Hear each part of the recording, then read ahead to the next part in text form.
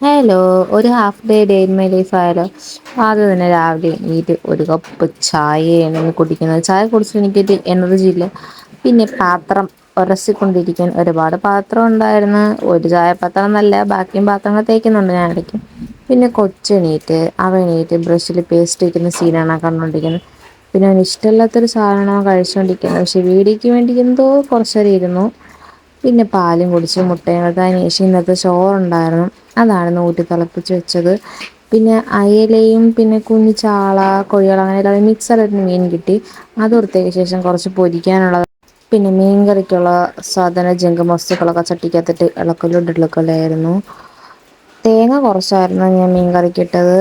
മീൻകറിയും മീനും ഒക്കെ ഇട്ട് മിക്സ് ചെയ്ത് ഇളക്കി. പക്ഷേ മീനിലിടാൻ തക്കാളിക്ക ഇല്ലാത്തതുകൊണ്ട് ഞാൻ ഉപ്പിലിട്ട മാങ്ങയിട്ട് അഡ്ജസ്റ്റ് ചെയ്യുകയായിരുന്നു.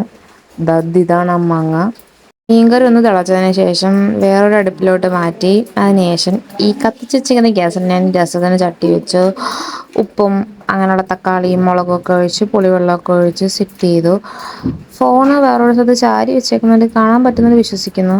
അങ്ങനെ എൻ്റെ ചോറ് റെഡിയായി. പൊരിച്ച മീൻ റെഡിയായി. പിന്നെ രസം പറ്റിപ്പ് രസമായിരുന്നു.